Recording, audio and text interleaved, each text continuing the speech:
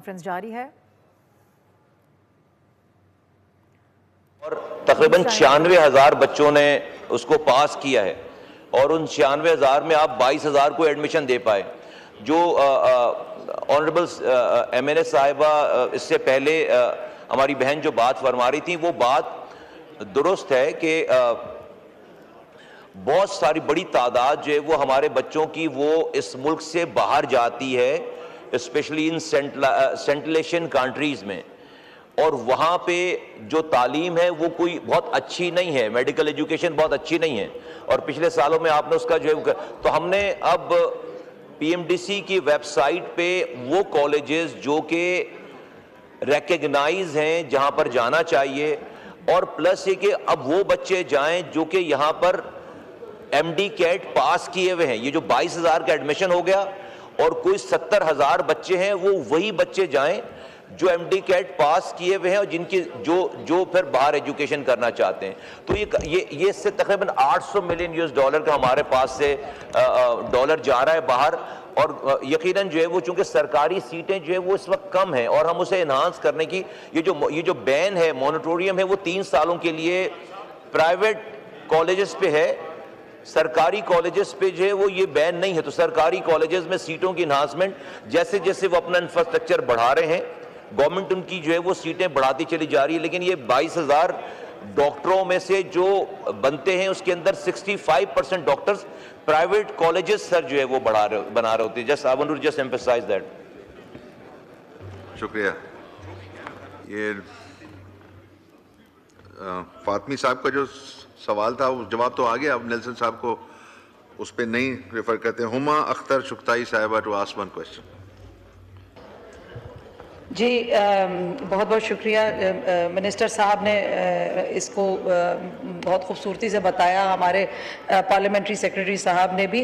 Sir issues ये हैं कि स्पेशली जो हमारे प्राइवेट मेडिकल कॉलेजेस हैं, ये इनकी बहुत ज़्यादा डिस्क्रिपेंसी है जो ये अपना वेबसाइट पे शो करते हैं, अपनी फ़ीस का सारा सिस्टम और हकीकत में एक बात। दूसरी बात ये कि सर ये जब फ़ीस जो मांगते हैं एक एक दिन के नोटिस में मांगते हैं और इतनी ज़्यादा होती है कि वो बच्चे नहीं कर सकते उसको। और तीसरी बात ये कि जो हमारे स्टूडेंट्स वहाँ से ग्रेजुएट करते हैं सर, यहाँ से सारे मुल्क से बाहर नहीं जा सकते, और फिर जब वो वहाँ यहाँ से बाहर नहीं जा सकते तो ना वो मेडिकल हॉस्पिटल्स के साथ जो है वो टीचिंग हॉस्पिटल्स के साथ अलाइन हो सकते हैं, उसमें जा सकते हैं, और ना ही कहीं वो बेचारे दर बदर होते रहते हैं despite spending so much of money. तो what are the stringent measures being taken in this regard कि इसमें ये किस तरह से इसको देख रहे हैं सर?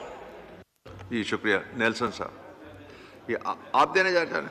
जी मुस्तफ़ा कमाल साहब। सर ये तासुर ऐसा नहीं है। पाकिस्तान को अमेरिकन जो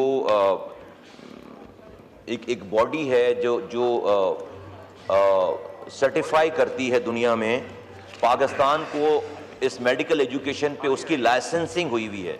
और जब हम पाकिस्तान के मेडिकल एजुकेशन की बात करते हैं तो ये प्राइवेट और पब्लिक बोथ है। हमारे डॉक्टर्स, जो मैंने आपको खुद, इसलिए मैंने एम्फेसाइज किया इससे पहले कि माइंड यू कि आपकी सोसाइटी में जितने डॉक्टर्स जो है वो फिर रहे हैं और जो दुनिया भर में डॉक्टर्स जाकर पाकिस्तान का नाम पैदा कर रहे हैं, उसका 65% डॉक्टर जो है वो प्राइवेट सेक्टर के कॉलेजेस से और यूनिवर्सिटीज से निकला हुआ है। तो अगर इन्फीरियर अगर उनकी क्वालिटी होती बहुत ज़्यादा तो शायद हमारे माशरे में डॉक्टर्स का वो मुकाम नहीं होता दुनिया में मुकाम।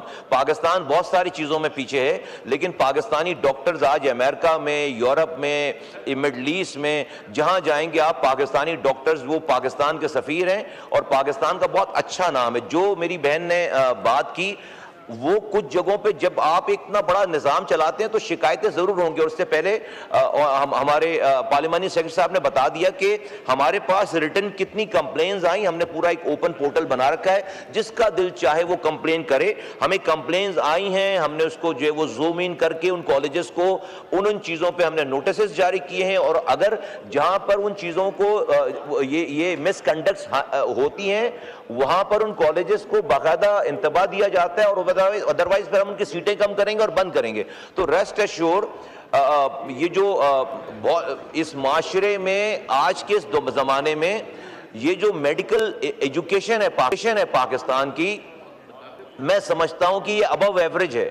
ये आज के ज़माने में जो हमारे और चीज़ों की जो है ज़बू हाली है, उसके अंदर मेडिकल स्टूडेंट्स हमारे जो डॉक्टर्स निकल रहे हैं अल्हम्दुलिल्लाह वो बड़े ट्रस्टवर्दी हैं। और वो उसका बैकग्राउंड ये है कि ये जो रेगुलेशन है उसकी, पीएमडीसी जो उसकी रेगुलेशन करता है, आज भी दुनिया की अच्छी रेगुलेशंस में उसका शुमार होता है। जब भी जाकर हमारे ये डॉक्टर्स जो है वो अच्छे हैं। और ये डिबेट जो है वो चलती रहेगी कि शिकायतें चलती रहेंगी। जहां पर आप इतना बड़ा निज़ाम चला रहे हों, इतने सारे कॉलेजेस हों, इतने सारे हमारे पास स्टूडेंट हों, आपको पता है कि जो वो सर तकरीबन 1.5 लाख के करीब स्टूडेंट जो है वो अप्लाई करते हैं, एमडीकैट पास कर एग्ज़ाम देते हैं, 90,000 उसमें पास करते हैं, 22,000 को एडमिशन मिलता है, कुछ लोग बाहर जाते हैं। तो ये इशूज़ जो हैं वो मौजूद हैं।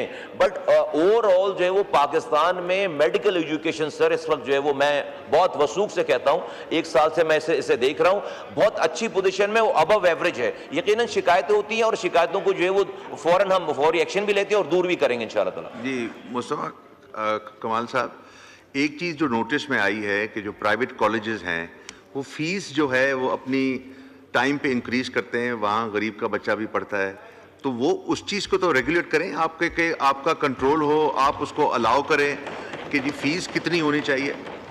सर ये एक बहुत बड़ा इशू था।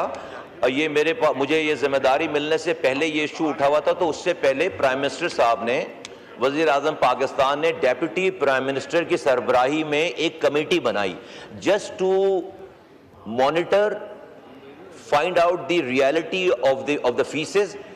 और उसके साथ सर तमाम प्राइवेट सेक्टर के एसोसिएशंस को, तमाम वीसीज को पूरे पाकिस्तान भर के, और उसके